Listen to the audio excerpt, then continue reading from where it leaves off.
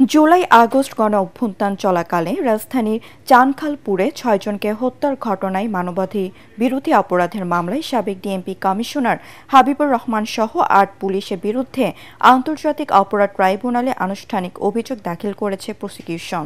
জুলাই আগস্টে হত্যার ঘটনায় এই প্রথম কোনো তদন্ত প্রতিবেদন ট্রাইব্যুনালে দাখিল করল প্রসিকিউশন টিম। এর মধ্য দিয়ে শুরু হলো জুলাই গণহত্যার আনুষ্ঠানিক বিচার প্রক্রিয়া।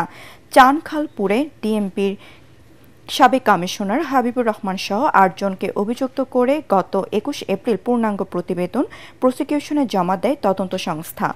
গত বছর ১ জুলাই থেকে ৫ আগস্ট পর্যন্ত চানখালপুর এলাকায় আন্দোলনকারীদের উপর প্রাণঘাতী অস্ত্র ব্যবহার করে আনাস, শেখ মাহদি হাসান জুনায়েদ, মোহাম্মদ ইয়াকুব, রাকিব হাওলাদার, ইসমামুল হক ও মানিক মিয়াকে হত্যা করে পুলিশ। এই ৬ জনকে হত্যার ঘটনায় ৮ জনের মধ্যে গ্রেফতার আছেন ইন্সপেক্টর আরশাদ, কনস্টেবল মোহাম্মদ সুজন, ইমাজ হোসেন ইমন ও নাসিরুল ইসলাম। তাদের সকালে ট্রাইব্যুনালে হাজির করা হয়। দর্শক, এই মুহূর্তে আন্তর্জাতিক অপরাধ ট্রাইব্যুনাল এলাকায় আছেন সহকর্মী হুমায়ুন চিস্তি। চলে যাচ্ছি তার কাছে। গত ১৬ জুলাই থেকে ৫ আগস্ট পর্যন্ত যে গণ অভ্যুত্থান এবং এই গণ অভ্যুত্থানে যে হত্যাকাণ্ড চলেছিল সেই হত্যাকাণ্ডের প্রথম আজকে কোনো মামলার অভিযোগপত্র, যাকে আমরা সহজ কথায় বুঝি চার্জশিট, সেই চার্জশিট আজকেই প্রথম কোনো চার্জশিট এই আন্তর্জাতিক অপরাধ ট্রাইব্যুনালে জমা দেওয়া হলো। এই ঘটনাটি মূলত ঢাকার যে চানখারপুলের শিক্ষার্থী আনাস সহ ৫ জনকে হত্যার ঘটনায় তৎকালীন ডিএমপি কমিশনার হাবিবুর রহমান হাবিব সহ ৮ জনের বিরুদ্ধে এই অভিযোগটি আনা হয়েছে এবং এই যে অভিযোগটি ছিল সেই অভিযোগের তদন্ত শেষ হয় গত ২১ জুলাই এবং ২১ জুলাই তদন্ত শেষে তদন্ত সংস্থা তদন্ত রিপোর্ট প্রসিকিউশনের কাছে জমা দেন এবং প্রসিকিউশন যাচাই বাছাই শেষে আজকে অভিযোগপত্র আকারে সেটি ট্রাইব্যুনালে জমা দিল এবং এর মাধ্যমে আসলে বলা যায় যে জুলাই অভ্যুত্থানের যে হত্যাকাণ্ড সেই হত্যাকাণ্ডের আনুষ্ঠানিক বিচার কাজ শুরু হলো। এখন পরবর্তী পদক্ষেপ সেটা হচ্ছে যে এই যে অভিযোগপত্র জমা দেওয়া হলো এই অভিযোগপত্রের উপর শুনানি হবে যে অভিযোগপত্রটি আমলে নেওয়া হবে কিনা। অভিযোগপত্রটি যখনই আমলে নেওয়া হবে তারপরেই এই মামলার আনুষ্ঠানিক বিচার শুরু হবে, অর্থাৎ এই মামলার ক্ষেত্রে যে সাক্ষ্য প্রমাণ আছে, যুক্তিতর্ক উপস্থাপন আছে এবং সর্বশেষে এই মামলার রায় ঘোষণা করবেন হয়তো ট্রাইব্যুনাল। এই হচ্ছে আজকের বিষয়। মারিয়া, আরেকটি বিষয় জানিয়ে রাখি যে আজকে আরেকটি ঘটনার তদন্ত প্রতিবেদন জমা দেওয়ার কথা ছিল। সেটি হচ্ছে যে ঢাকার আশুলিয়ায় মরদেহ মেরে ফেলার পরে মরদেহ পোড়ানোর ঘটনায় একটি অভিযোগ ছিল মানবতা বিরোধী অপরাধের। সেই অভিযোগের তদন্ত শেষ করে আজকে তদন্ত সংস্থা তদন্ত প্রতিবেদনটি জমা দেওয়ার কথা ছিল প্রসিকিউশনে, কিন্তু প্রসিকিউশন থেকে আমাদেরকে জানিয়েছেন যে এই তদন্ত শেষ না হওয়ার কারণে এখন পর্যন্ত সেটা জমা দেওয়া যাচ্ছে না এবং আজকে হয়তো প্রসিকিউশন ট্রাইব্যুনালের কাছে সময়ের আবেদন করবেন। মারিয়া, ওয়ালটন আবারও মিলিয়নিয়ার অফারে ওয়ালটন ফ্রিজ কিনে আপনিও হয়ে যেতে পারেন মিলিয়নিয়ার।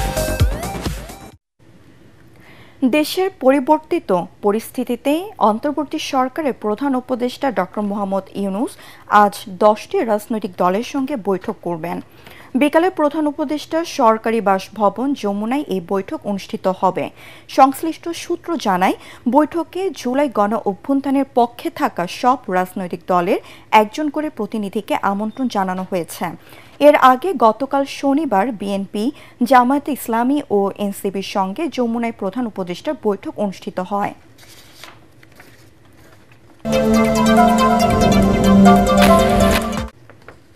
জাতীয় কবি কাজী নজরুল ইসলামের ১২৬তম জন্মজয়ন্তী আজ।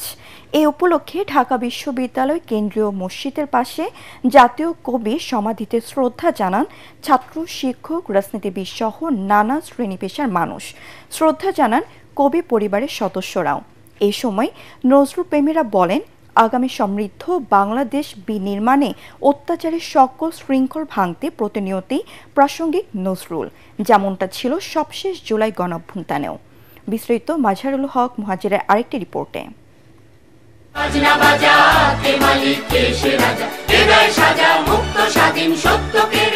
11 জ্যৈষ্ঠ 1899 সাল সারা জীবন অসাম্যের বিরুদ্ধে উচ্চকণ্ঠ এক কবির জন্ম হয় পশ্চিমবঙ্গের চুরুলিয়াতে।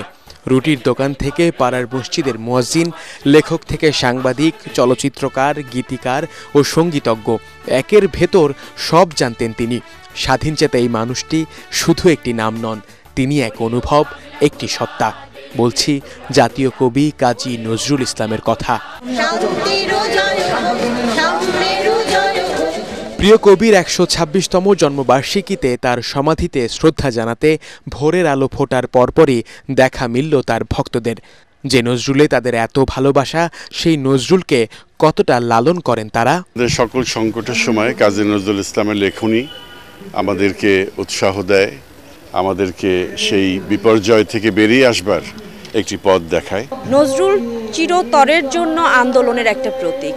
সেটা জুলাই বলেন, আগামী দিনে যদি কোনো সংকট থাকে সেটার জন্য আন্দোলনের ভাষা নজরুলের ভাষা থেকে ধার করতে হবে আমাদের। ঢাকা বিশ্ববিদ্যালয়ের কেন্দ্রীয় মসজিদ সংলগ্ন জাতীয় কবির সমাধিতে শ্রদ্ধা জানান সংস্কৃতি মন্ত্রণালয়, ঢাকা বিশ্ববিদ্যালয় উপাচার্য সহ কবি পরিবারের সদস্যরা। বর্তমান প্রেক্ষাপটে নজরুল চর্চা বাড়ানোর তাগিদ তাদের। নজরুলের শিক্ষা সার্বজনীন এবং চিরন্তন। আমাদের শিক্ষার্থীদের তরফ থেকে একটি হল এই মহান কবির নামে করবার একটি প্রস্তাব আছে।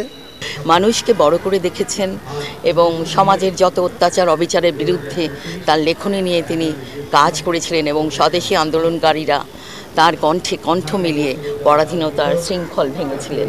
দেশের অন্যতম বৃহৎ রাজনৈতিক দল বিএনপির পক্ষ থেকে দেখা গেল দলের যুগ্ম মহাসচিব রুহুল কবির রিজভীকে। শ্রদ্ধা জানাতে এসে তিনি বলেন, গেল ১৫-১৬ বছর তাদের অনুপ্রেরণার এক নাম ছিল নজরুল। যে প্রত্যাশা নিয়ে, যে আকাঙ্ক্ষা নিয়ে জুলাই আগস্টের যে মহাবিপ্লব এবং তার আগের ১৫ বছরের যে রক্তঝরা আন্দোলন, এই আন্দোলনের প্রতিটি মুহূর্তেই তো নজরুল আমাদেরকে উদ্বুদ্ধ করেছেন। এ সময় সরকারের সমালোচনা করে রুহুল কবির রিজভী বলেন, কোনো দলকে প্রতিষ্ঠিত করা এই সরকারের কাজ নয়। এই সরকার যদি কোনো একটি বিশেষ রাজনৈতিক দল গঠন করার ক্ষেত্রে তাদেরকে কি বলে যে মানে পানি সিঞ্চন করে সে চারাগাছ থেকে মহিরুহিতে পরিণত করার দায়িত্ব তো অন্তর্বর্তীকালীন সরকারের নয়, বরং তারা নিরপেক্ষভাবে দায়িত্ব পালন করবেন। দিনভর নজরুলের স্মরণে নানা আয়োজন করেন নজরুল প্রেমীরা। তারা বলছেন, যে জাতির জাতীয় কবি কোনো অন্যায়কে প্রশ্রয় দেননি, সেই জাতি কখনো কারো সাথে আপোষ করতে জানে না। সাম্য, সম্প্রীতি, প্রেম, ভালোবাসা, বিদ্রোহ আর মানবতার কথা রয়েছে, যার প্রতিটি সৃষ্টিতে তিনিই আমাদের জাতীয় কবি কাজী নজরুল ইসলাম, যিনি শতাব্দীকাল পরও আজও প্রাসঙ্গিক প্রেমিক প্রেমিকার কথোপকথন কিংবা অন্যায় বৈষম্যের বিরুদ্ধে রাজপথে স্লোগানে স্লোগানে। তাই তো তরুণ প্রজন্মের কাছে প্রিয় কবির দর্শন এবং আদর্শ যেন এক অনুপ্রেরণার উৎস, যা পথ দেখাবে আগামীর বাংলাদেশ বিনির্মাণে। মাসহারুল হক মুহাজির, এটিএন বাংলা, ঢাকা। আন্তর্জাতিক।